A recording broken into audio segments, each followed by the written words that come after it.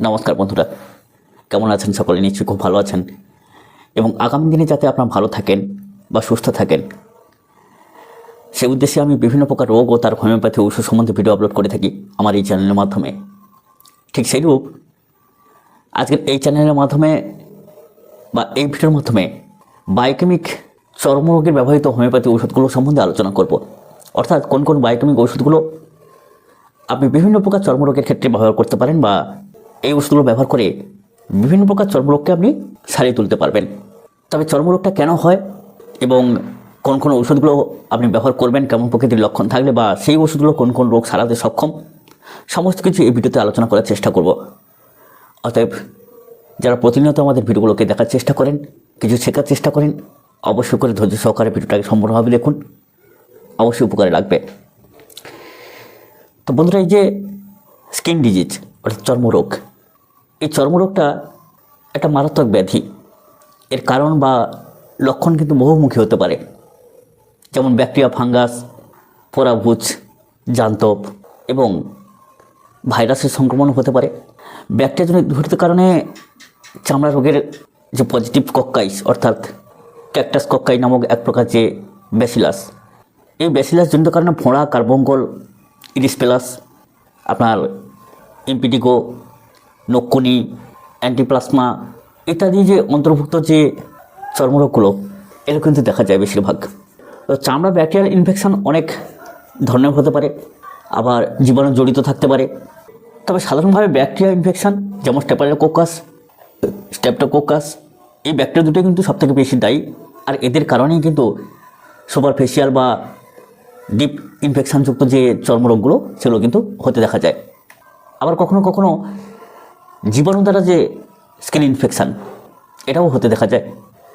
হাসপাতাল বা নার্সিংহোম থেকে ইনফেকশান নিয়ে এসে, অথবা যদি চাষি বা বাগানের যে মালি মাটির কাজ করে থাকেন, যারা নদী বা পুকুরে স্নান করে থাকেন, তাদেরও এরকম হতে দেখা যায়। তো আনকমন যে টাইপগুলো, যেটা ব্যাকটেরিয়া থেকে চামড়ার ইনফেকশান হতে দেখা যায় বা হতে পারে, অনেকে চামড়ার যে ইনফেকশান বা যে একটা ইনফেকশানের যে প্রবণতা, সেই ঝুঁকিকে কিন্তু নিয়মকানুন না মেনে যে খাওয়া দাওয়ার খায়, তার মাধ্যমে বাড়িয়ে তুলতে পারে। আজকে আমরা বিশেষ করে আলোচনা করব যে কোন চারটি বায়োকেমিক ঔষধ, কেমন প্রকৃতির লক্ষণ বা এই চর্মরোগের ক্ষেত্রে কী কাজ করে, সেগুলো সম্বন্ধে আলোচনা করব। আসুন, সাধারণভাবে চারটি বায়োকেমিক ঔষধ আমরা চর্মরোগের ক্ষেত্রে সুনামের সঙ্গে ব্যবহার করে থাকি, যেমন ক্যালকেরাফ্লোর, ক্যালকেরা সালফ, ন্যাট্রাম সালফ আর ন্যাট্রাম মিউরিটিকাম, যাকে বলা হয় ন্যাট্রাম মিউর। এই চারটে যে বায়োকেমিক ঔষধ, এগুলো কিন্তু আমরা সবথেকে বেশি ব্যবহার করে থাকি। কিন্তু যেহেতু আমরা উপসর্গ ভিত্তিক বা লক্ষণ ভিত্তিক ব্যবহার করে থাকি, তো কেমন প্রকৃতির লক্ষণ থাকলে কোন ওষুধটা কেমন প্রকৃতির লক্ষণের উপরে কাজ করে, সেই সম্বন্ধে একটু বিস্তারিত জেনে নিলে খুব ভালো হবে। আসুন, প্রথম যে ওষুধটা বলেছিলাম সেটা হচ্ছে ক্যালকেরাফ্লোর।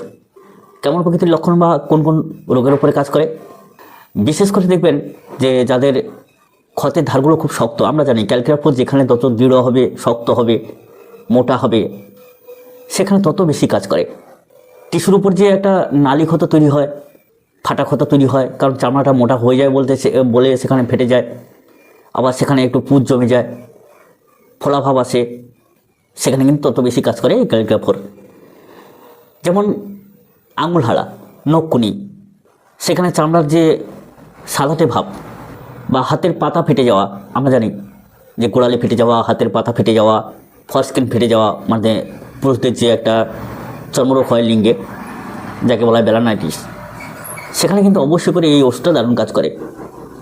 আবার মলদ্বার ফেটে গেলে কোষ্ঠকাঠিন্যজনিত কারণে সেখানেও দারুণভাবে কাজ করে, যাকে বলা হয় স্তনের বিন্দু ফেটে যাওয়া, দারুণভাবে কাজ করে। তো আমরা কোনো জায়গায় ফেটে গেলে, আমরা কোনো জায়গায় যদি ফেটে যায়, সেখানে কিন্তু বেশিরভাগ ক্যালকেরাফ্লোরকে ব্যবহার করে থাকি। আর মোটা, দৃঢ়তা, শক্ত, ওভারগ্রোথ, এগুলো দেখলে অবশ্যই করে ক্যালকেরাফ্লোর। 2 নম্বর যে হোমিওপ্যাথি ওষুধটা, 2 নম্বর যে বায়োকেমিক ওষুধটা, সেটা হচ্ছে ক্যালকেরা সালফ। কোথায় ব্যবহার করবেন? ক্ষত, আপনার কোথাও ক্ষত সৃষ্টি হয়েছে, সেখানে পুঁজ রস হচ্ছে, শুকাতে চাইছে না, অনেক দিন ধরে পুঁজ উৎপত্তি বন্ধ হচ্ছে না, শুকনো একজিমা, সেখানে চামড়া কাটা কাটা ভাব, ঘা সৃষ্টি হচ্ছে, অনেকে দেখা যায় যে চুলের গোড়াতে একটা পুঁজ জমতে শুরু করে, চর্মরোগ সৃষ্টি হয়, তো অবশ্যই করে সেখানে কিন্তু ক্যালকেরিয়া সালফ, বিশেষ করে যেসব জায়গায় ইনফেকশনজনিত কারণে রস ঝরতে থাকে বা পুঁজ উৎপত্তি বন্ধ হয় না, অনেক দিন পর্যন্ত ব্যথা শুকোতে চায় না, অবশ্যই করে কিন্তু ক্যালকেরিয়া সালফ সেখানে দারুণ কাজ করে। 3 নম্বর যে বায়োকেমিক ঔষধটা সেটা হচ্ছে ন্যাট্রামিউর। যে সমস্ত ব্যক্তিরা একটু লবণপ্রিয় হয়, চর্মের উপরে লবণ ফুটে যায়, ঘাম হওয়ার পরে দেখা যায় যে ঘামটা শুকে যাওয়ার পরে লবণ ফুটে যায়, তাদের ক্ষেত্রে ভালো কাজ করে। শুকনো চামড়ার উদ্ভিদ, জ্বর, ফোঁড়া, জ্বর ঠুঁটো, আমবাত, জ্বালাপোড়াযুক্ত চর্মরোগ, অঙ্গ প্রত্যঙ্গের নানান প্রকৃতির উদ্ভিদ দেখা যায় যে সেখান থেকে রস ঝরে যাচ্ছে এবং সেই রসটা খুব একটা পাতলা টাইপের নয়, চিটচিটে টাইপের, যেমন আমাদের হোমিওপ্যাথিক গ্রাফাইটিস সেরকম চুল জড়িয়ে যায় এরকম ধরনের আর কি। তা সেখানে অবশ্যই করে বায়োকেমিক্যাল ন্যাট্রামিউর দারুণভাবে কাজ করে। আবার যে সমস্ত ব্যক্তিদের প্রচুর পরিমাণে লবণ প্রিয়, তাদের চুল উঠে যাচ্ছে, মৌচাকের মতো একটা চামড়ার উদ্ভিদ, অবশ্যই করে কিন্তু সেখানে ন্যাট্রামিউর দারুণ কাজ করে। এবারে যে বায়োকেমিক ওষুধ সম্বন্ধে আলোচনা করব সেটা হচ্ছে ন্যাট্রাম সালফ। কোন কোন রোগের ক্ষেত্রে কাজ করে? যেখানে দেখা গেল জলপূর্ণ মানে ফসকা টাইপের যাকে বলা হয়, যে ভাষায় বোঝেন, চামড়ার উদ্ভিদ। তো সাইকোটিক রোগীদের ক্ষেত্রে বিশেষ করে যাদের নানানভাবে রক্তিম আঁচিল মানে রক্তবর্ণ আঁচিল, তাদের ক্ষেত্রে দারুণভাবে কাজ করে।